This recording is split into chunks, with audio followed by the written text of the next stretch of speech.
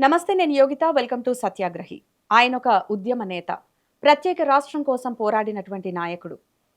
టీజీపీఎస్సీలో సభ్యునిగా ఉద్యోగుల భర్తీ ప్రక్రియలో కీలకంగా వ్యవహరించినటువంటి ఉద్యోగ సంఘం నేత. ఆయనే బీజేపీ అధికార ప్రతినిధి సి విఠల్. బనకచెర్ల ప్రాజెక్ట్కి సంబంధించి తెలంగాణకు జరగనున్నటువంటి నష్టమేంటి, ఇక రాష్ట్రంలో బీజేపీకి సంబంధించి కొత్త అధ్యక్షుని ఎన్నిక తర్వాత చోటు చేసుకుంటున్నటువంటి పరిణామాలేంటి, అవి ఎంతవరకు దారితీస్తాయి, ఇలాంటి ఇంట్రెస్టింగ్ టాపిక్స్ మీద ఆయనతోనే మాట్లాడదాం. నమస్తే విఠల్ గారు. నమస్తే యువతము. సో రాష్ట్రంలో బీజేపీ కొత్త అధ్యక్షుడు వచ్చారు. ఈ ఎన్నిక ఏ ప్రాతిపదికన జరిగింది?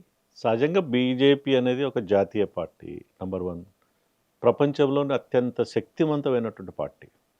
ఒక ప్రపంచంలోని శక్తివంతమైనటువంటి నాయకుడు వాళ్ళ భారతీయ జనతా పార్టీ నాయకుడు ప్రధానమంత్రిగా ఉన్నారు. వాళ్ళు అనేక దేశాల్లో వారి యొక్క ప్రతిభ ప్రభావం అనేది ప్రపంచవ్యాప్తంగా కనిపిస్తూ ఉంది. అన్నిటికి మించి బీజేపీకి కార్యకర్తలే ఊపిరి. బీజేపీకి నాయకుడు అంటూ ఉండరమ్మా. ఇక్కడ ఇవాళ తెలంగాణ రాష్ట్రానికి సహజంగా కిషన్ రెడ్డి గారు ఇన్ఛార్జిగా కొంతకాలం పనిచేశారు కాబట్టి కొత్త అధ్యక్షుడు ఎన్నిక. ఇది దేశవ్యాప్తంగా అనేక రాష్ట్రాల్లో జరుగుతున్నట్టు ఎన్నిక. అందులో భాగంగానే సీనియర్ మోస్ట్, అంటే అత్యంత సీనియారిటీ కలిగినటువంటి నాయకుడు, విద్యార్థి దశలో నుంచి ఏబీపీ ఆర్ఎస్ఎస్ కావచ్చు, క్రియాశీలక సభ్యత్వం కలిగినటువంటి, బీజేపీలో చాలా రోజులు పనిచేసినటువంటి వ్యక్తి, ఎమ్మెల్సీగా పనిచేసినటువంటి వ్యక్తి, అందరికీ సౌమ్యుడిగా ఉన్నటువంటి వ్యక్తిగా ఇవాళ బట్ రామచంద్ర గారిని. ఎగ్జాక్ట్ అలాంటి లీడరే బీజేపీలో చాలా మంది ఉన్నారు కదా. అండ్ మీరు అన్నట్టే యా, కార్యకర్తలకు ప్రిఫరెన్స్ ఇస్తారు. మాది ప్రజాస్వామ్య పార్టీ అని అంటారు. బట్ ఎందుకని చెప్పేసి ఈ అధ్యక్ష పదవి మీద ఇంట్రెస్ట్ చూపిస్తున్న నేతల్ని కనీసం నామినేషన్ ఎందుకు వేయనీయలేదు అసలు? సహజంగా బీజేపీ ఒక డిసిప్లిన్ పార్టీ అమ్మా. అంటే ప్రక్రియను, ఎన్నికల ప్రక్రియను కొనసాగిస్తున్నప్పుడు కూడా సహజంగా ఏం చేస్తారంటే అధిష్టానం నిర్ణయిస్తారు. పలానా వాళ్ళు అధ్యక్షులు, వారే నామినేషన్ ఇస్తారని చెప్తారు సహజంగా. సో సహజంగా అక్కడ అధిష్టానం నిర్ణయించబడుతుంది కాబట్టి నామినేషన్ వేశారు. మిగతా వాళ్ళకి కూడా కన్విన్సింగ్ చేస్తారు. ఈసారి మీరు నామినేషన్ వేయకండి, మిగతాసారికి అవకాశాలు ఉంటాయి, ఈసారి పార్టీ ఇట్లా నిర్ణయించిందన్నాం. సహజంగా డిసిప్లిన్ పార్టీ కాబట్టి మిగతా వాళ్ళు వెనుకడుగు వేస్తారు. సో ఈ ప్రక్రియ అనేది గత కొన్ని రోజులుగా 3-4 రోజుల కింద కంప్లీట్ అయిపోయింది. ఇవాళ మొదటి నుంచి ఉన్నటువంటి బీజేపీలో ఉన్నటువంటి నాయకులకి ఎలాంటి భిన్నభిప్రాయం లేవు, భేదాభిప్రాయం లేవు. ఒక మంచి నాయకుని ఎన్నుకున్నారనేటువంటి వాతావరణం ఉంది. సో సహజంగా బీజేపీలో అధ్యక్ష స్థానాన్ని కోరుకున్న వాళ్ళు చాలామంది ఉన్నారు. ఈటల రాజేందర్ కావచ్చు, గతంలో సంజయ్ గారు పనిచేశారు, మళ్ళీ అవకాశం ఇస్తే చేసే అవకాశం ఉంటుంది. అరవింద్ గారు, ధర్మపురి అరవింద్ గారు, అదేవిధంగా రఘునందన్ గారు, అదేవిధంగా రాజా సింగ్ కూడా బహుశా ఆయనకు ఉండొచ్చు ఆకాంక్ష. ఆయనైతే ఏకంగా రాజీనామా చేసేసారు కదా. సహజంగా ఉంటాయి పార్టీలో కొత్త వారికి. మొదటి నుంచి కూడా రాజాసింగ్ గారికి అన్ని రాజకీయ పార్టీలో ఉంటుందమ్మా ఇది యోగిత. ఒక రాజకీయ పార్టీలో అతివాదులు ఉంటారు, మితవాదులు ఉంటారు, సౌమ్యులు ఉంటారు. అందరు పార్టీకి అవసరం. అన్ని పార్టీలో ఉంటారు. అగ్రెసివ్ లీడర్స్ కొంతమంది ఉంటారు, మితవాదులు కొంతమంది ఉంటారు, సౌమ్యంగా ఉంటారు రాష్ట్ర కొంతమంది అధ్యక్షుడి ఉంటారు. ప్రమాణ స్వీకారానికి అరవింద్ గారు రాలేదు. ఆయన పదవి ఆశించిన మాట నిజమే కదా. అరవింద్ గారు చెప్పింది ఏంటంటే, నాకు వ్యక్తిగత కారణాల ద్వారా నేను హాజరు కాలేకపోతున్నాను, పార్టీ నిర్ణయాన్ని కట్టుబడి ఉంటానని వారు కూడా చెప్పారు బహిరంగంగా. సో నేను అదే చెప్తున్నాను, బీజేపీలో సహజంగా భిన్నమైన అభిప్రాయాలు ఉంటాయి. అది ప్రజాస్వామ్యంలో అవసరం. భేదాభిప్రాయాలు ఉండవు. కాంగ్రెస్ పార్టీలుగా బహిరంగంగా వచ్చి కాంగ్రెస్ పార్టీ వాళ్ళ గాంధీ భవన్లోనే బహిరంగంగా ప్రెస్ కాన్ఫరెన్సెస్ పెట్టి పార్టీ నాయకత్వం తిట్టే సంస్కృతి భారతీయ జనతా పార్టీలో ఉండదు. కానీ ఆర్ఎస్ఎస్ భావజాలం కలిగినటువంటి నేతలనే మీ పార్టీలో అధ్యక్షుల్ని చేస్తారా? అంటే ఇంకా లెఫ్ట్ పార్టీలకి మీకు ఏం తేడా ఉన్నట్టండి? సో ఐడియాలజీని మచ్ మోర్ ఇంపార్టెంట్ మా పార్టీకి. ఐడియాలజీని డెఫినెట్గా పార్టీ చూస్తుంది. అంటే మొదటి నుంచి బీజేపీ ప్రతి పార్టీకి ఐడియాలజీ ఉంటుంది. తెలంగాణ బీఆర్ఎస్ పార్టీకి తెలంగాణ రాష్ట్ర సాధన అప్పట్లో ఐడియాలజీ ఉంది. అఫ్కోర్స్ ఇప్పుడు రాష్ట్రం వచ్చిన తర్వాత ఏ ఐడియాలజీ వాళ్ళు కన్ఫ్యూజన్ ఉన్నారు. తెలంగాణ రాష్ట్ర బీఆర్ఎస్ పార్టీకి ఏ ఐడియాలజీ ఫాలో కావాలి. కమ్యూనిస్టుల ఐడియాలజీ వాళ్ళ ఐడియాలజీ ఉంటుంది, నేను తప్పు పట్టట్లేదు. కానీ ఈ దేశంలో కమ్యూనిస్టులు ఒక పద్ధతి ప్రకారం కనుమరుగుతూ వచ్చారు. అట్లని మిగతా నాయకులని కలుపుకోపోవడం కాదు. డెఫినెట్గా అందరికి ఎవరికి ఏ స్థానం ఇవ్వాలో, ఎవరు ఏ సర్వీసెస్ ఎప్పుడు తీసుకోవాలో పార్టీకి బాగా తెలుసు. కానీ రాజాసింగ్ని నామినేషన్ వేయకుండా ఎందుకు అడ్డుకున్నారు? అండ్ ఎవరు అడ్డుకున్నారు అసలు? నామినేషన్ వేయడానికి టెక్నికల్గా రాజాసింగ్కి 10 మెంబర్స్ స్టేట్ కౌన్సిల్ మెంబర్స్ అవసరం ఉండే. బహుశా వారికి 3 మెంబర్స్ 4 మెంబర్స్ సంతకాలు పెట్టారు కాబట్టి ఉమ్, వాళ్ళ నామినేషన్ యాక్సెప్టెన్స్కి అవకాశం లేకుండా పోయింది. అన్నంత మాత్రం రాజాసింగ్ గారిని, రాజాసింగ్ ఈజ్ ఫైర్ బ్రాండ్, ఉమ్. అందరు తెలుసు, దేశంలో తెలుసు. రాజాసింగ్ అంటేనే ఒక కరడుగట్టిన హిందుత్వవాది, కట్టర్ హిందుత్వవాది అనేది అతివాది. నేను ఇంతకుముందు చెప్పాను కదా, పార్టీలో కానీ అతివాదులు ఇప్పుడు ఉంటారు. పార్టీ ఆయనను కోల్పోతే ఆయనకు సంబంధించిన కార్యకర్తల్ని కూడా కోల్పోయినట్టు కాదా? పార్టీ ఎప్పుడు రాజాసింగ్ లాంటి నాయకులను కోల్పోదు. ఉమ్. సహజం, కొన్ని రోజులు సహజంగా ఉంటుంది కదా. అలిగారంటారా? ఇంట్లో నలుగురు అన్నదమ్ములు ఉంటారు, లేదా పిల్లలు ఉంటారు. కొంతకాలం మౌనంగా ఉంటారు, కొంతకాలం అలిగినట్టు చేస్తారు, మళ్ళీ వస్తారు. ఇప్పుడు రాజసింగ్ గారు గతంలో కూడా బయటకు వెళ్ళారు, మళ్ళీ వచ్చి భారతీయ జనతా పార్టీ టికెట్ మీద పోటీ చేయడం జరిగింది. ఉమ్. కొంతకాలం సహజంగా ఉంటుంది, పార్టీలో జరుగుతూనే ఉంటాయి. అండ్ ఈటెల రాజేందర్ అయితే ఏకంగా పార్టీకి రాజీనామా చేసి కొత్త పార్టీ పెడతారనేటువంటి వార్తలు వచ్చాయి, నిజమా కాదా? ఐ థింక్ నెవర్ అమ్మా. ఉమ్, ఈటల రాజేందర్ గారు ఒకవేళ కొత్త పార్టీ పెట్టాలనుకుంటే, ఎప్పుడైతే బీఆర్ఎస్ నుంచి, అప్పటి టీఆర్ఎస్ ఉమ్, నుంచి ఉమ్, వారు తీవ్రమైనటువంటి మనోవేదనకు గురి చేసి ఒక అవమానకర వాతావరణంలో బయటికి పంపించినప్పుడే వారు భవిష్యత్ కొత్త పార్టీ పెట్టే వాళ్ళకి అవకాశం ఉండే ఈటల రాజేందర్. Hmm. ఎందుకంటే ఒక మూమెంట్ లీడరు, బ్యాక్వర్డ్ క్లాస్ నుంచి వచ్చినటువంటి నాయకుడు, ఒక ఉద్యమ నాయకుడు, అందరికీ అందుబాటులో ఉండే వ్యక్తి, ఆయనకున్నటువంటి సగుణాలు ఆయనకు ఉన్నాయి. ఆ రోజులు ఒకవేళ టీఆర్ఎస్ నుంచి బయటకు వచ్చి బీజేపీలో జాయిన్ కాకుండా ఉండి పార్టీ పట్టి పెట్టే అవకాశం ఉంటే అప్పుడు ఉండే. ఉమ్, కానీ ఎప్పుడైతే భారతీయ జనతా పార్టీలో గెలవడము, సో ఏ కారణాలు ఏదైనా ఎమ్మెల్యే సీట్లో ఓడిపోవడము, అత్యధిక మెజార్టీతో ఎంపీ సీట్ గెలవడము, వారికి చాలా చర్చలు జరిగినాయి, అధ్యక్షుడు అయ్యే అవకాశం ఉంటుందని. ఉమ్. సో వారి అవకాశం ఈసారి అవలంబించకపోవచ్చు. కేంద్ర మంత్రి కూడా అవకాశాలు ఉన్నాయి వాళ్ళకి. గతంలో అంటే అట్లాంటి హామీ ఏమైనా వచ్చిందంటారా? గతంలో కూడా ఈటల రాజేందర్ గారికి కేంద్రంలో మంత్రి పదవి వస్తుందని ఆశించారు. సంజయ్ గారికి అకామిడేట్ చేయడం ద్వారా అప్పటికి కిషన్ రెడ్డి గారు ఉన్నారు కాబట్టి ఇద్దరు తర్వాత మూడో వ్యక్తి అవకాశం లేదు కాబట్టి రాజకీయాల్లో ఓపిక సహనం అవసరమ్మా. బహుశా ఈటల రాజేందర్ గారికి ఆ విషయం తెలుసు. సో కాదు సార్, ఒక విషయం చెప్పండి. యాక్చువల్లీ ఉద్యమ నాయకులంతా కలిసి ఒక పార్టీ పెట్టాలనేటువంటి డిమాండ్ ఎప్పటి నుంచో ఉంది. అది ఇప్పుడు ఈటెల రాజేందర్ రూపంలో నిజం కాబోతుంది అనేటువంటి చర్చ జరుగుతోంది. ఏం చెప్తారు మీరు? మీరు కూడా ఒక ఉద్యమ నాయకుడే. అమ్మా, ఇప్పుడు సహజంగా తెలంగాణ రాష్ట్ర సమితి ఏర్పడిన తర్వాత, అంటే అధికారంలోకి వచ్చిన తర్వాత 10 ఏళ్ళు వాళ్ళకి ప్రజలు అవకాశం ఇచ్చారు. ఒక వాక్యూమ్ ఉండే మధ్యలో. ఉమ్, ఆ ప్రయత్నం కోదండరాం గారు చేశారు. ఉమ్, కోదండరాం గారు ఒక ప్రత్యేక పార్టీ తెలంగాణ జన సమితి పెట్టి ఆయన ట్రై చేశాడు, సక్సెస్ కాలేకపోయాడు. ఈటల రాజేందర్ లాంటి ఆదరణ కలిగినటువంటి బడుగు బలహీన వర్గాల ఆదరణ కలిగిన వ్యక్తి బీజేపీలో ఉన్నాడు. సో ఇప్పుడు సొంత పార్టీ పెట్టాలంటే ఇప్పుడున్నటువంటి రాజకీయాలు మీకు బాగా తెలుసు యోగిత, మీరు యాంకరింగ్లో చాలా అబ్జర్వ్ యాజ్ జర్నలిస్ట్గా మీకు తెలుసు. ఇప్పుడున్నటువంటి కార్పొరేట్ పాలిటిక్స్లో, ఉమ్, ఇప్పుడున్నటువంటి మోస్ట్ ఎక్స్పెన్సివ్ పాలిటిక్స్లో ఒక వ్యక్తి పార్టీ నడపడం, ఏర్పాటు చేసి ఎస్టాబ్లిష్ చేసి నడపడం అంటే దట్ ఈస్ నాట్ ఈజీ. ఉమ్, చాలా రిస్క్తో కూడుకున్నట్టు. ఆల్రెడీ పార్టీలు ఎస్టాబ్లిష్ అయ్యి ఉన్నాయి. ఒకవైపు కాంగ్రెస్ పార్టీ, ఇంకొక వైపు బీజేపీ పార్టీ, ఇంకొక వైపు అవునన్న కాదన్న 10 సంవత్సరాలు అధికారంలో ఉద్యమ పార్టీగా గుర్తింపు పొంది అధికారంలో ఉన్న పార్టీ కొత్త పార్టీకి అవకాశం ఉంటుందని నేను అనుకోను. ఉమ్, ఎందుకంటే ఈ రాష్ట్రంలో అనేక రకాల కొత్త పార్టీలు వచ్చినాయి. నా తెలంగాణ కోటి రత్నాల విలన్ పిరి షర్మిల గారు ఇవాళ ఎక్కడ పోయినారు? ఉమ్, తెలంగాణ వ్యాప్తంగా పాదయాత్ర చేసిన తను ఇవాళ మళ్ళీ ఆంధ్రప్రదేశ్కి పోయి అక్కడ పీసీసీ అధ్యక్షులు అయింది. అంటే తన అన్నకు పోరాటం చేసి. కవిత లాంటి కేసీఆర్ గారి బిడ్డ జాగృతి పేరు మీద అంటే తండ్రినే ధిక్కరించి, తన అన్ననే ధిక్కరించి, ఫ్యామిలీని ధిక్కరించి, తెలంగాణ పార్టీని ధిక్కరించి పార్టీ పెడతారని ఆ మధ్యకాలంలో చర్చలు వచ్చినాయి. ఉమ్. చేయలేకపోయింది, ధైర్యం చేయలేకపోయింది. సో నాకు తెలిసి ఈటల రాజేందర్ గారికి అట్లాంటి ఆలోచన లేకపోవచ్చు. కానీ ఇంకో వాదన కూడా ఉంది. ఈటెల రాజేందర్ గారిని తప్పించడానికి రీజన్ ఏంటి అంటే బీఆర్ఎస్ నుంచి కాంగ్రెస్ నుంచి వచ్చేటువంటి పెద్ద లీడర్స్కి లైన్ క్లియర్ చేయడం కోసమే అని చెప్పేసి. ఏమంటారు? ఈటల రాజేందర్కు ఆయనకు ఒకరిద్దరితో, అంటే కేసీఆర్ లాంటి వ్యక్తితోటి కోపము తాపము, ఆయన మీద ఆక్రోశం పెంచుకున్న తప్ప ఈటల రాజేందర్ అందరికీ అందుబాటులో ఉన్న వ్యక్తి కదమ్మా. ఎవరి శత్రుత్వం పెంచుకున్న వ్యక్తి కాదు. ఉమ్, ఈర్ష్యాద్వేషాలన్నీ సహజంగా ఉంటాయి. ఉమ్, సో ఈటల రాజేందర్ అంటే వాళ్ళు బయటికి వెళ్ళాల్సిన అవసరం లేదు తనకి. ఉమ్, ఎందుకంటే ఇక్కడ వారికి మంచి గౌరవం ఉంది, ఎంపీగా గుర్తించి ఒక ఎంపీ సీట్ ఇచ్చి గెలిపించుకున్నటువంటి పార్టీ ఈటల రాజేందర్. తక్కువేం చేయలేదు కదా ఈటల రాజేందర్కి. అత్యున్నతమైన స్థానంలో ఉన్నారు, పార్లమెంట్లో మాట్లాడే అవకాశం వచ్చింది. అంతకని అధ్యక్షులు అంటే సహజంగా చాలామంది పోటీ పడతారు, ఒకరికి వస్తుంది, ఇవాళ లేకపోతే రేపు వస్తుండొచ్చు, ఇంకో టర్మ్ వస్తుండొచ్చు. అంతంత మాత్రాన అధ్యక్షులు ఇవ్వలేదు కాబట్టి నేను పార్టీకి రాజీనామా చేసి బయటికి వెళ్తాను, ఇంకొక పార్టీని పెడతారనేటటువంటి ఆలోచన ఈటల రాజేందర్ గారికి లేదు. సంతృప్తిగానే ఉన్నారంటారా? హ్యాపీగా ఉన్నారు. ఉమ్, ఇంకా చాలా అవకాశాలు వస్తాయమ్మా. రేపు పొద్దుగాల భారతీయ జనతా పార్టీ బీసీ ముఖ్యమంత్రి ప్రకటించింది, మీకు తెలుసు. మొన్నటి ఎలక్షన్స్లో, మొన్న అసెంబ్లీ ఎలక్షన్స్లో ప్రధానంగా బీసీ ముఖ్యమంత్రి అనగానే ఎవరి పేర్లు వినబడతాయి? బండి సంజయ్ గారి పేరు వినబడుతుంది, రెండు ఈటల రాజేందర్ గారి పేరు.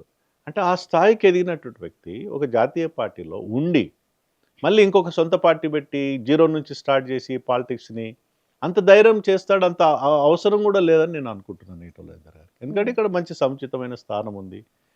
ఒకవేళ తెలంగాణ రాష్ట్రంలో బీజేపీ అధికారంలోకి వస్తే is a contender of chief minister.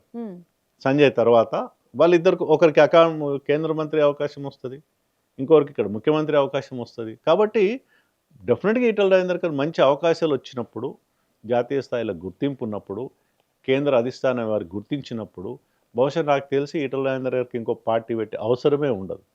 కొంతమంది చర్చ సహజంగా జరుగుతుంది, పార్టీ పెడితే బాగుండని అనుకునే వాళ్ళు చాలామంది ఉంటారు. తన ఇష్టం కదా, అంత ధైర్యం చేస్తాడని నేను, అంత అవసరం కూడా లేదు. సో మీరు పార్టీలో ఉన్నారు, అధ్యక్షుడి ఎన్నిక అయిన తర్వాత విపరీతమైన చర్చ జరుగుతూనే ఉంటుంది. సో ఎలాంటిది జరుగుతుంది? మాకు ఆఫ్ ద రికార్డ్స్ ప్రకారం మాకున్న ఇన్ఫర్మేషన్ అయితే చాలా తీవ్ర అసంతృప్తిగా ఉన్నారు. అటు అరవింద్ గారు కానీ, ఈటల రాజేందర్ గారు కానీ, ఇలా కొంతమంది ఎవరైతే ఆ పదవి ఆశించారో అందరూ కూడా చాలా అసంతృప్తిగానే ఉన్నారు. బట్ మీరు ఒక ఫ్యామిలీలో అన్ని ఇష్యూస్ జరిగినట్టే ఇది కూడా అని చెప్తున్నారు, సర్ది చెప్తున్నారు. కానీ యాక్చువల్ సిచ్యువేషన్ నిజంగానే వాళ్ళు కంఫర్టబుల్గా ఉన్నారంటారా? సహజంగా ఆశిస్తారు కదమ్మా, ఆశించడంలో తప్పు లేదు. ఒకే సీటు కదా, అధ్యక్షులు అంటే ఒకటే సీటు కదా, ఒకే కుర్చీ కదా, ఇద్దరు ముగ్గురు అధ్యక్షులు ఉండరు, ఒకరికి అవకాశం వస్తుంది. కానీ ఎన్నుకునే చాయిస్ లేకుండా ఏకగ్రీవం చేసేసారు కదా అనేది పాయింట్. సహజంగా పార్టీలో జరుగుతుంది. జాతీయ నాయకత్వం ఇప్పుడు మహేష్ కుమార్ గౌడ్ని కాంగ్రెస్ పార్టీ నామినేట్ చేసింది. ఎక్కడ ఎన్నికలు జరిగినాయి? సహజంగా రొటీన్గా అధిష్టానంలో జాతీయ కేసీఆర్ గారిని ఎవరు ఎన్నుకుంటారు? ఆ మాట, కేసీఆర్ ఒక రీజనల్ పార్టీలో కేసీఆర్ గారు పోటీగా ఎవరైనా నామినేషన్ వేస్తారా? సో పొలిటికల్ పార్టీలో ఒక సిస్టమ్ ఏముంటుందంటే అధిష్టానం నిర్ణయిస్తారు, డెమోక్రసీ సిస్టమ్ని ఫాలో అయినట్టుగా కనిపిస్తుంది. బట్ ఒక నిర్ణయిస్తారు, మిగతా వాళ్ళు నామినేషన్ అయ్యారు. మా పార్టీలో కూడా అదే జరిగింది. మీరు అసలు బీఆర్ఎస్ నుంచి ఎందుకు బయటకు వచ్చారు? నేను బీఆర్ఎస్లో లేనమ్మా. దట్ మూమెంట్ కేసీఆర్ గారితో కలిసి పనిచేసినాం. మీకు తెలుసు, కేసీఆర్ గారు 2001 ఆన్వర్డ్స్ పార్టీ తెలంగాణ ఉద్యమాన్ని నడిపిన పార్టీలో లేరు. Because I came from employment sector, అంటే ఒక గవర్నమెంట్ ఉద్యోగుల సంఘానికి అధ్యక్షుడిగా ఉన్నాను కాబట్టి. ఆఫ్టర్ దట్ 2014 తర్వాత state direct public service commission మెంబర్గా అవకాశం వచ్చింది. పార్టీగా అసోసియేట్గా పనిచేశాం, బట్ నాట్ ప్రైమరీ మెంబర్.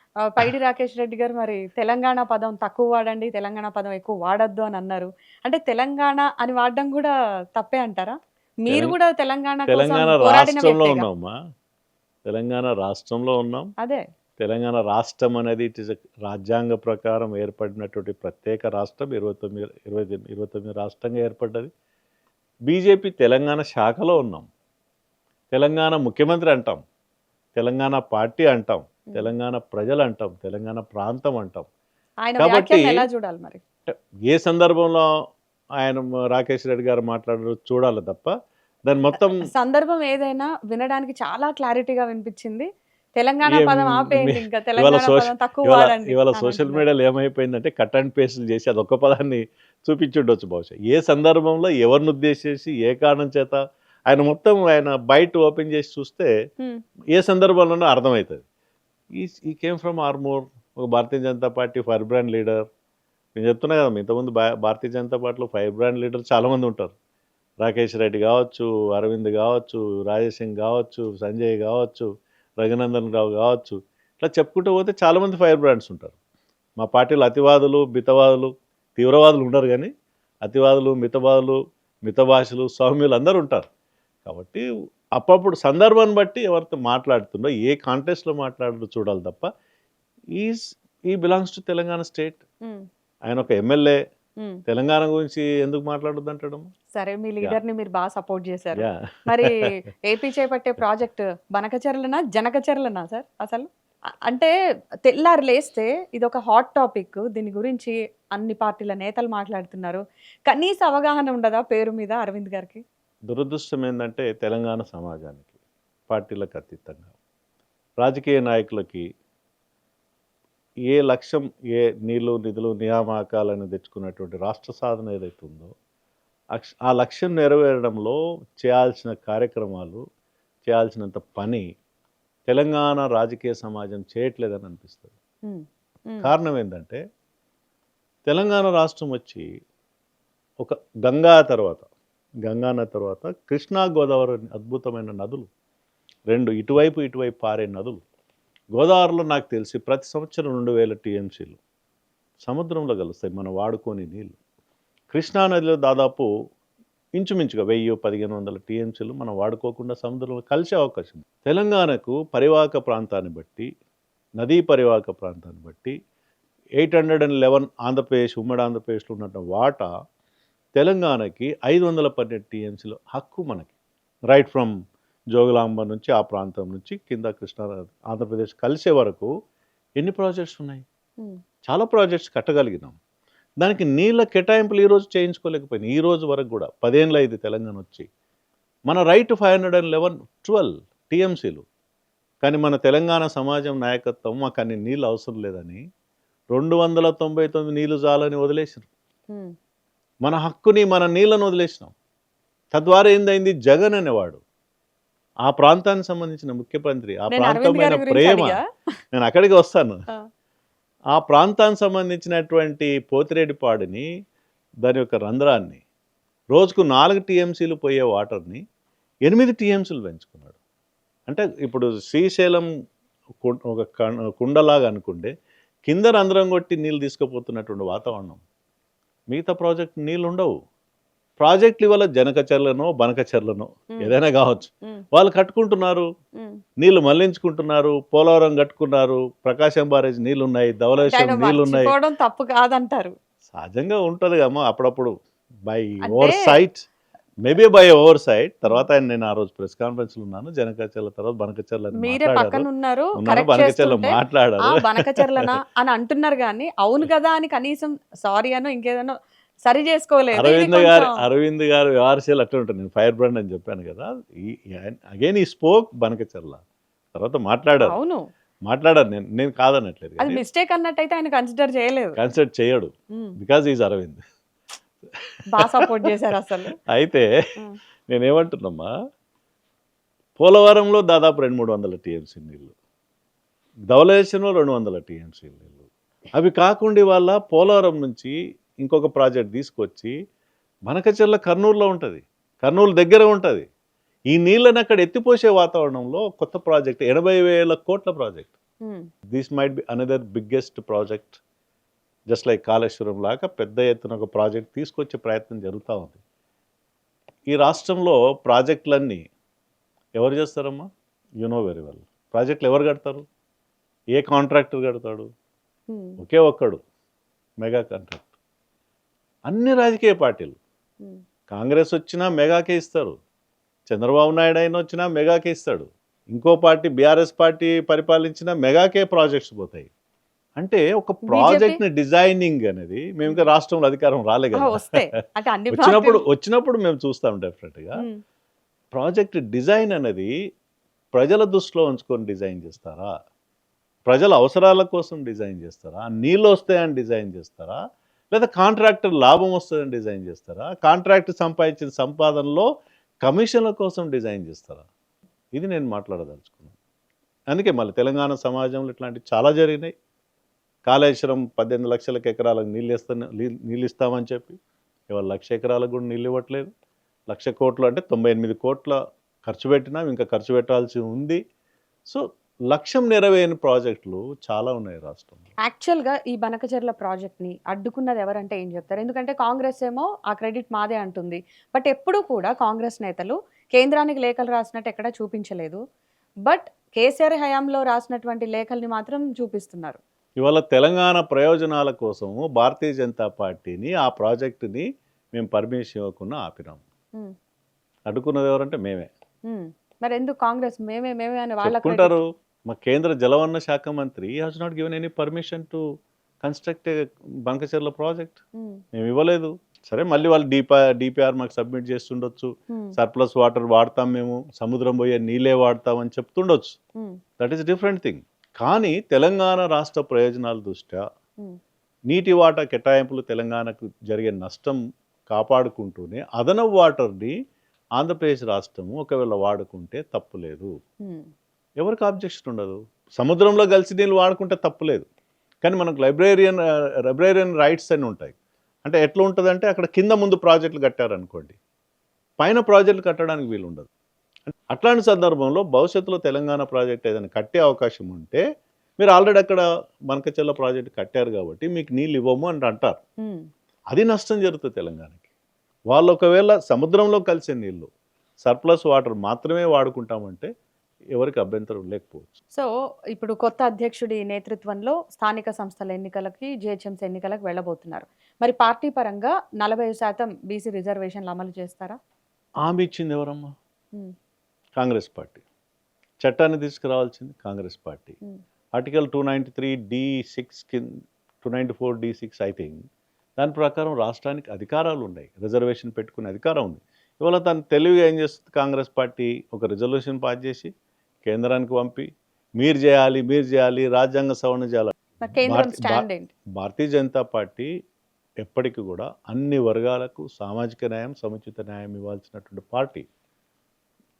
వారికి నిజంగా కాంగ్రెస్ పార్టీకి చిత్తశుద్ధి ఉంటే 42% ఏదైతే రేషియో ఉందో ముందు క్యాబినెట్లో అమలు చేయమనండి.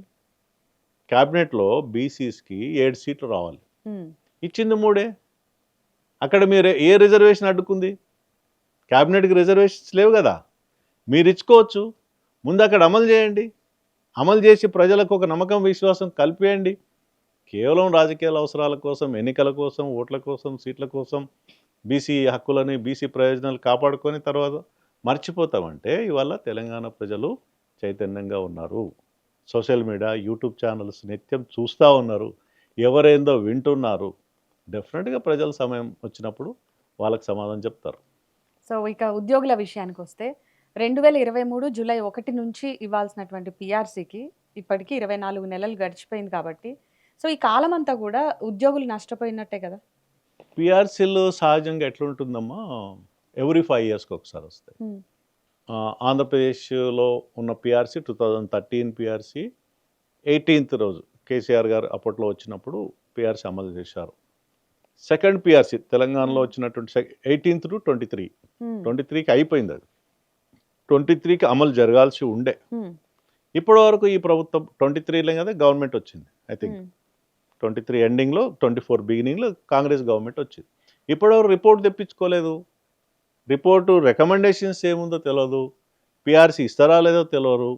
సో ఒక రకంగా ఉద్యోగులని మోసం చేసే ప్రయత్నం కాంగ్రెస్ పార్టీ చేస్తుంది.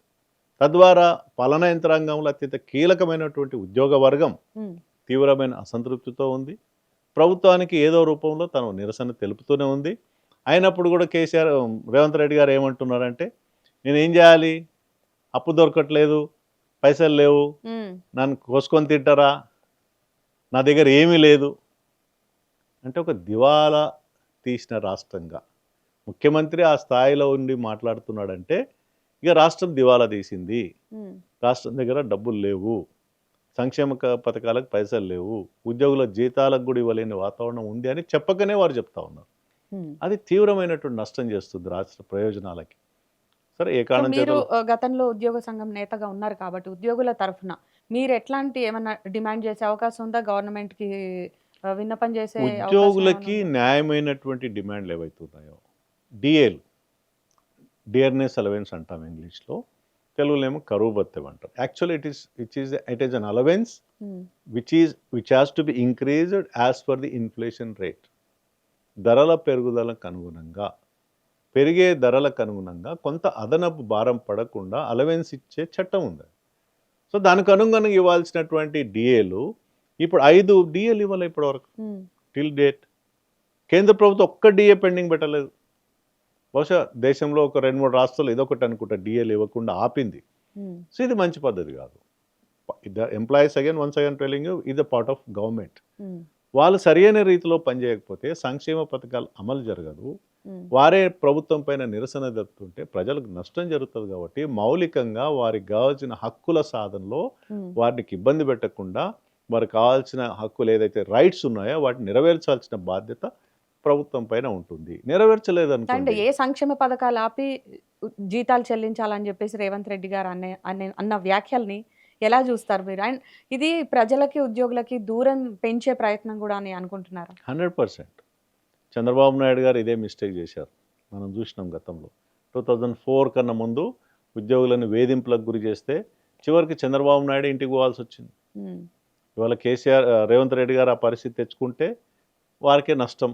మొత్తం ఉన్నదంతా ఉద్యోగులకు ఇస్తున్నాము, ఒక రిటైర్ అయిన అటెండర్ కూడా 50 లక్షలు ఇవ్వాల్సి వస్తుంది అని చెప్పడం అంటే 50 lakhs ఎందుకు ఇస్తున్నారు?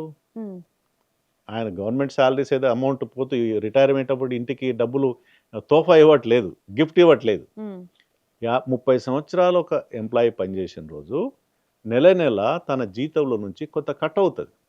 పిఎఫ్ రూపంలో కానీ జీపీఎఫ్ రూపంలో కానీ అమౌంట్ బ్యాంకులలో కానీ లేకపోతే జీపీఎఫ్ అకౌంట్స్లో డిపాజిట్ అయి ఉంటాయి. అది మెల్లమెల్లగా ఇంట్రెస్ట్ రూపంలో పెరుగుతుంది. రిటైర్మెంట్ అయ్యే స్టేజ్కి లంసమ్ అమౌంట్ కనిపిస్తుంది. ఆ అమౌంట్ తోటి పిల్లల పెళ్ళిళ్ళు కానీ ఇల్లు కొనుక్కోవడం కానీ అది జరుగుతుంది. yes. It is their amount. And ఈ వాళ్ళ retired amount ని- ఉద్యోగులకి 8 నుంచి 9 వేల కోట్లు పెండింగ్ లో ఉన్నాయి కదా, నౌ ఇట్ ఈస్ So, 12,000. వాళ్ళ బెనిఫిట్స్ ఆపడం correct? Now it is 12,000. 12,000 crores. అదే. పిల్లల పెళ్ళిళ్ళు చేసుకోవడానికి భయపడుతున్నారు.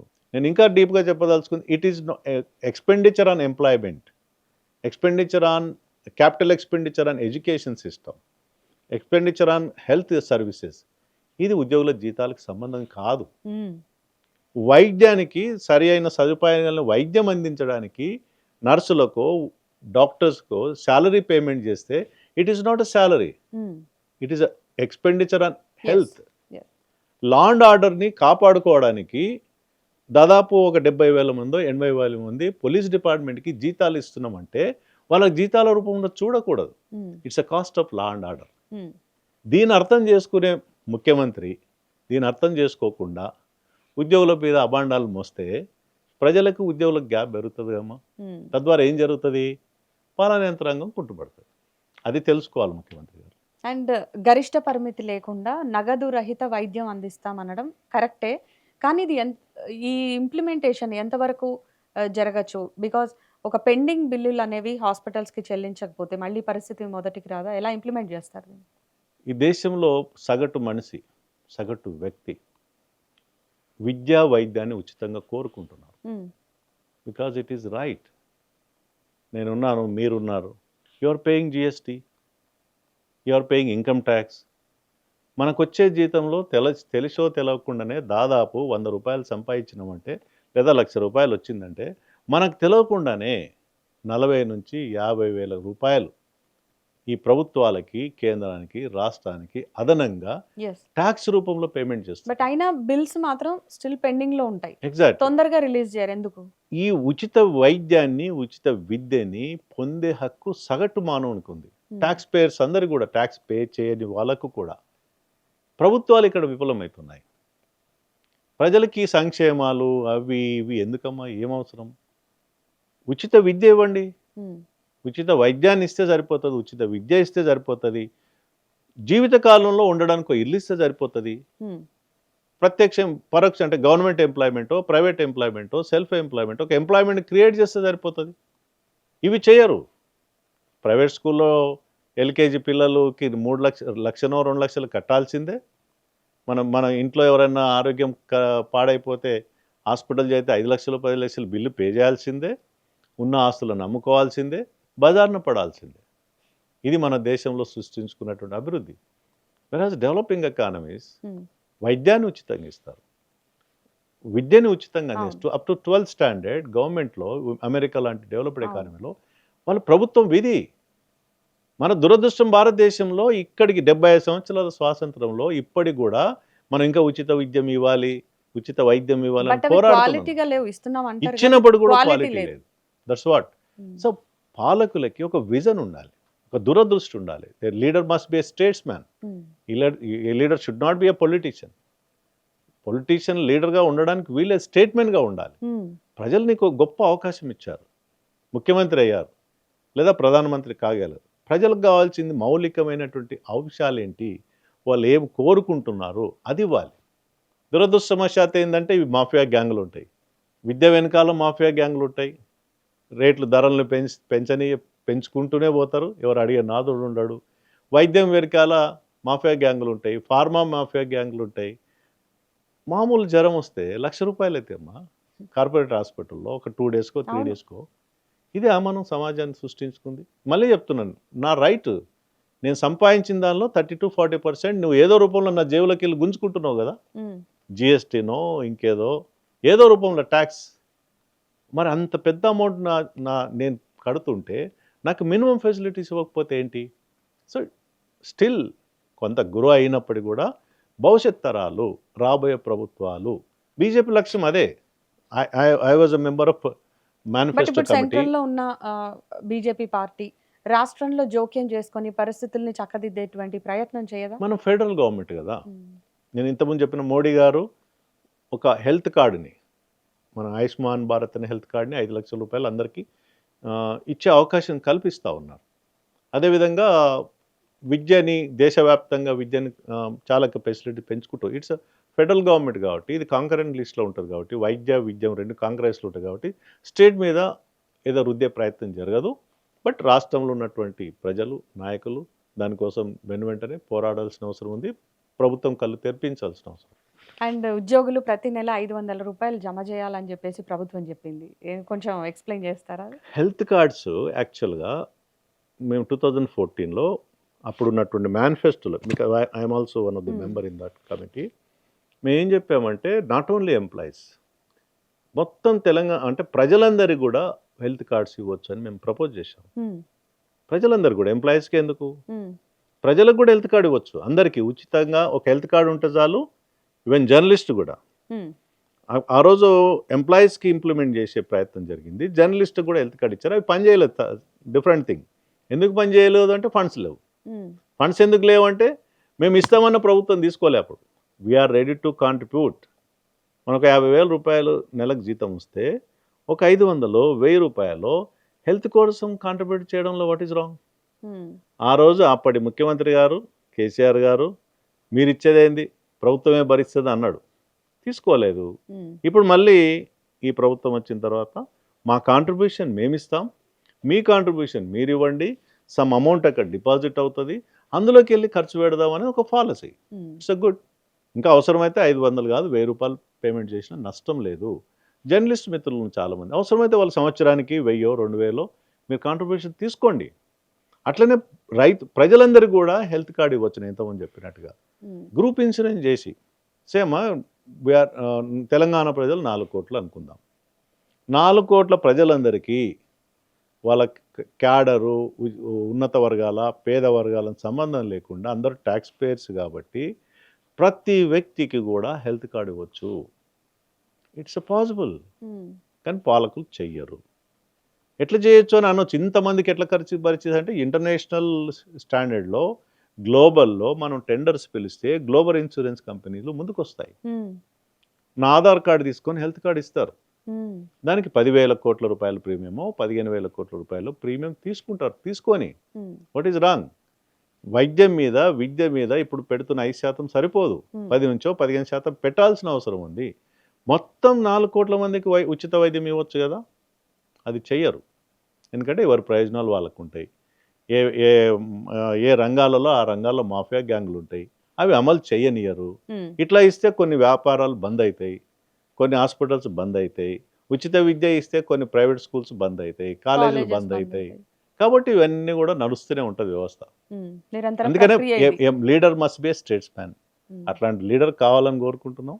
భారతీయ జనతా పార్టీ అట్లాంటి లీడర్ని డెఫినెట్గా తీసుకొస్తుంది. BJP can do it. So బీజేపీలోనే అలాంటి ఒక స్టేట్స్మెన్ ఉన్నారంటారా? సాధ్యం, ఓకే, సాధ్యం అవుతుంది. ఇక ఆర్టీసీ విషయానికి వద్దాం. కేసీఆర్ హయాంలో ఆర్టీసీని ప్రభుత్వంలో విలీనం చేసేటువంటి ప్రక్రియ ఆల్మోస్ట్ పూర్తయింది. బట్ ఇప్పుడు మళ్ళీ రేవంత్ సర్కార్ వచ్చిన తర్వాత ఎందుకు డిలే చేస్తుంది? ఇప్పుడు ఆర్టీసీ ఎంప్లాయీస్కి, వాళ్ళకి ఉద్యోగులకు, అక్కడ టీచర్ అక్కడ ఉన్నటువంటి కండక్టర్స్ కానీ డ్రైవర్స్ కానీ సాలరీస్ ఇవ్వలేని వాతావరణంలో ఉంది. ఇప్పుడు డిజాస్టర్ సిచ్యువేషన్ ఉంది. కేసీఆర్ ప్రభుత్వంలోనే ఎంతో కొంత సరే ఆ, ఆ, టికెట్ రూపంలో ఇంకా ఉండొచ్చు. ఇప్పుడు మహిళలందరికీ కూడా ఉచితమే కదమ్మా, అదే తప్పు పట్టట్లేదు. మహాలక్ష్మి పథకంతోనే ఆర్టీసీని నిలబెట్టాము, మేమే నిలబెట్టామని చెప్పేసి బట్టి విక్రమార్క అన్నారు.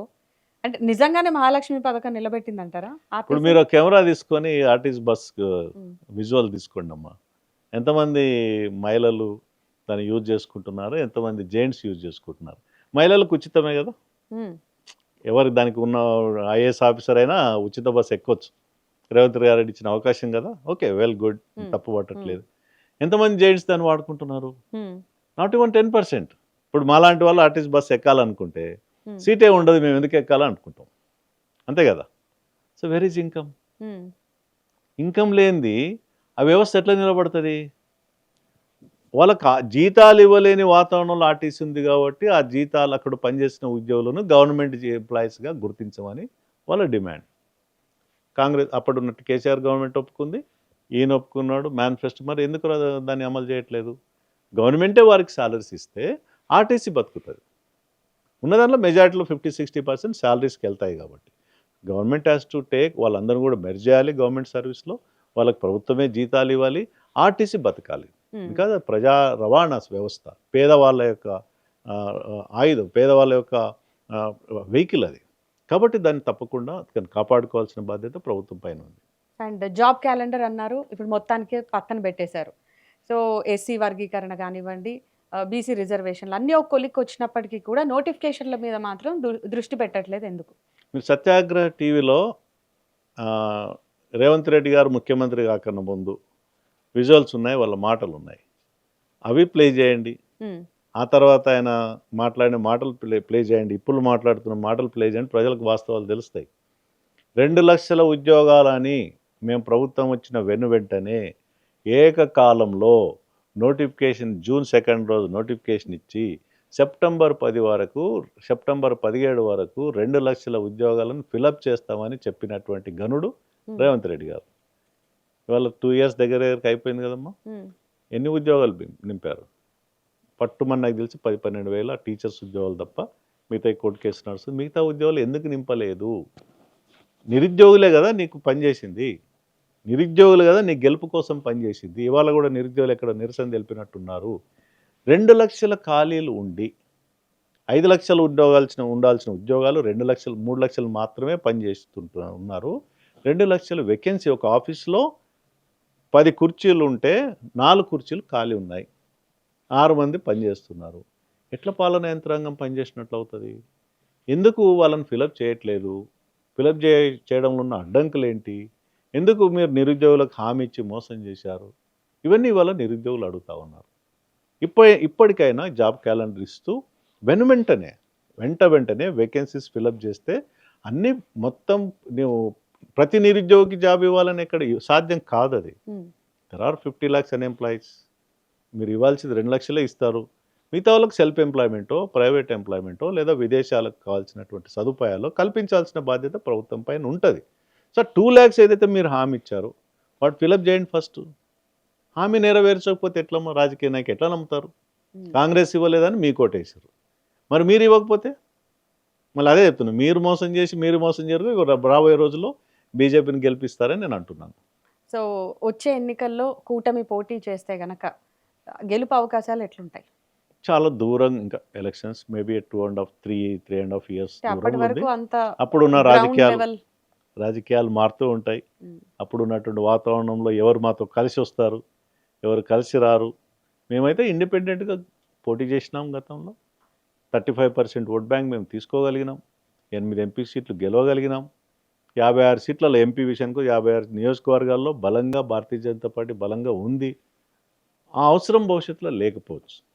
ఎవరైతే కలిసి వస్తాం మాతో అనుకుంటే వెల్కమ్ చేస్తాం. సో ప్రజెంట్ మళ్ళీ రామచంద్రరావు గారి నేతృత్వంలో బీజేపీ తెలంగాణలో పుంజుకునే అవకాశం ఉందా?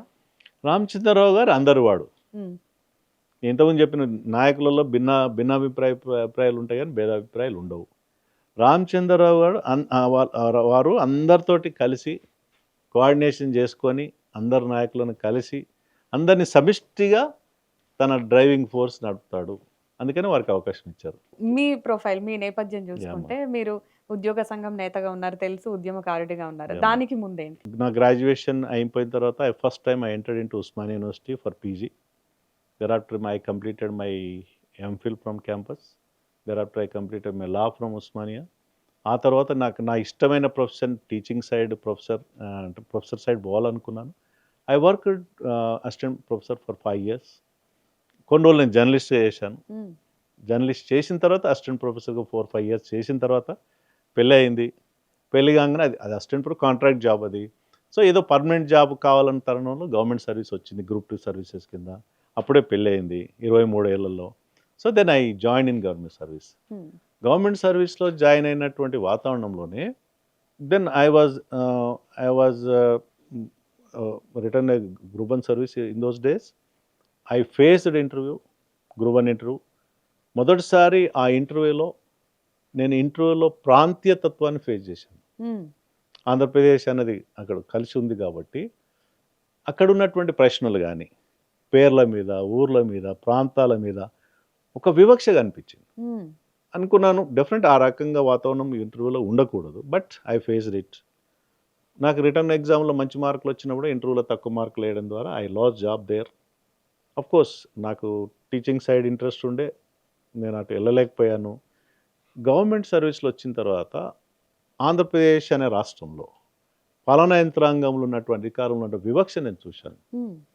దెన్ ఐ స్టార్టెడ్ ఇన్ 1996లోనే తెలంగాణ ఉద్యమాన్ని మొట్టమొదటిసారి. మ్మ్.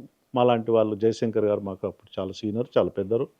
వారి ద్వారా కొన్ని నేర్చుకొని తెలంగాణ ఏంటి, అంతకుముందు తెలంగాణ పదాన్ని వాడలేదు. మ్మ్. ఆంధ్రప్రదేశ్లో తెలంగాణ పదం నిషేధించబడ్డ పదం మీకు తెలుసు. తదనంతరం దీనిపైన ఒక రీసెర్చ్ చేసి యూనివర్సిటీ లైబ్రరీస్లో కానీ, హైదరాబాద్ సెంట్రల్ యూనివర్సిటీలో కానీ, సెంట్రల్ లైబ్రరీలో కానీ, స్టేట్ లైబ్రరీ కానీ డిఫరెంట్ 69 మూమెంట్ని, 52 మూమెంట్ని, లోకల్ ఎంప్లాయ్మెంట్ని, కాన్స్టిట్యూషనల్ ప్రొవిజన్స్ని వీటన్నిటిని స్టడీ చేయడం ద్వారా, అనాలిసిస్ చేసి ఆర్టికల్స్ రాయడం ద్వారా, ఎడ్యుకేట్ చేయడం ద్వారా కొంత సమాజాన్ని ఎడ్యుకేట్ చేశాం. పొలిటికల్ నాయకత్వం ముందుకు వచ్చింది. తెలంగాణ ఉద్యమంలో మేము ఉద్యోగులుగా ఉంటూనే తెలంగాణ జెండా పట్టుకున్నాం. మ్మ్. That is a great experience for me. Student లైఫ్లో ఒక చిన్నపాటి పల్లెటూరు గ్రామంలో పుట్టి, ఓ వ్యవసాయ కుటుంబంలో పుట్టి, స్వయం కృషితోటి పైకి వచ్చి, మనకు మా ఉమ్మడి కుటుంబంలో ఉన్నత చదివించే శక్తి సామర్థ్యాలు లేకున్నా I came to the Osmania university. అదొక గ్రేట్ ఎక్స్పీరియన్స్. ఒక పల్లెటూరులో పెట్టి ఇంత దూరం రావడం అనేది it's a great experience, great opportunity. ఇవాళ సమాజంలో నేను ఎంతమంది చెప్పాను, పదవులు, మంత్రులు, ఎమ్మెల్యేలని కాకుండా ఒక అవకాశం దొరికింది, ప్రజలకు సేవ చేసే అవకాశం దొరికింది. I'm happy for that. రాష్ట్రం సాధించినటువంటి కేసీఆర్ గారి మీద మీ అభిప్రాయం? ఒక ఉద్యమ నాయకుడిగా ఈజ్ ఎ గ్రేట్ లీడర్. మ్మ్. ఎప్పటికీ గౌరవిస్తాం. బట్ మీకు ఒక క్లోజ్ ఫ్రెండ్, బెస్ట్ ఫ్రెండ్ అంటూ ఉంటారు కదా, సో వాళ్ళు ఎవరు? అన్ని రాజకీయ పార్టీలు నాకు మంచి మిత్రులు ఉన్నారు, మ్మ్. ఇంక్లూడింగ్ హరీష్ గారు, కేటీఆర్ గారు, కేసీఆర్ కూడా, మ్మ్. అందరూ. మ్మ్. కాంగ్రెస్ పార్టీలో నేను ఫోన్లో మాట్లాడే మిత్రులు ఉన్నారు, మంత్రులు మ్మ్. చాలామంది. పొన్నం ప్రభాకర్ గారు కావచ్చు, శ్రీధర్ బాబు గారు కావచ్చు, వెంకటస్వామి గారు కావచ్చు, కోమటిరెడ్డి గారు కావచ్చు. మీకు గట్టి కాంపిటీటర్ ఎవరు అనుకుంటున్నారు? నాకు నేనే కాంపిటేటర్ అనుకుంటాను. అండ్ ఫ్యామిలీకి మీరు కేటాయించే సమయం? అప్పుడే కొత్తలో పెళ్ళయి మ్మ్. పిల్లలకి ఫ్యామిలీని దగ్గరగా ఉండి వాళ్ళ సంక్షేమం, యోగక్షేమాలు చూసుకున్న తరుణంలోనే తెలంగాణ జెండా పట్టుకొని తిరిగినాం. ఒకానొక సందర్భంలో మా పిల్లలు చిన్న ఎల్కేజీ కూడా లేదు, చిన్న పిల్లలు, వారం రోజులు 10 రోజులు చూడని రోజులు ఉన్నాయి. మ్మ్.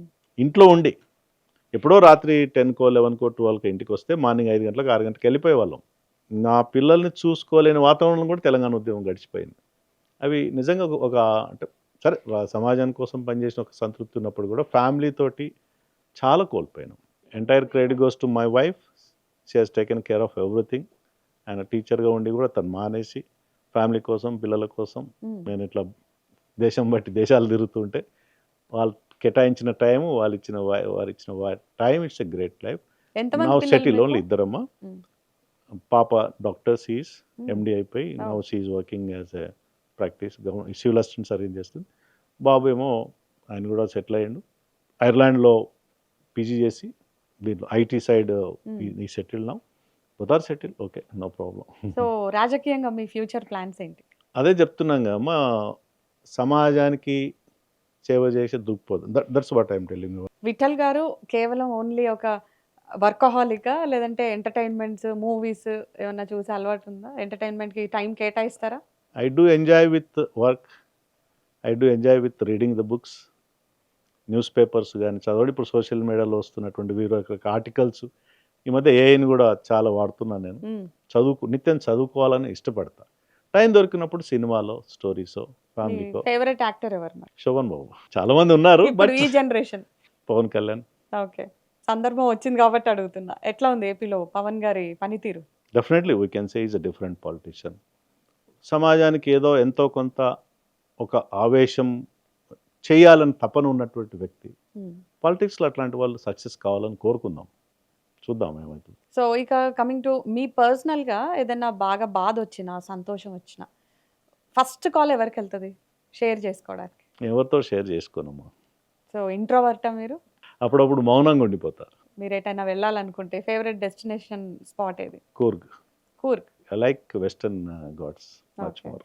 Thank you so much Vittal గారు. థ్యాంక్ యూ అమ్మా, థ్యాంక్ యూ. రైట్.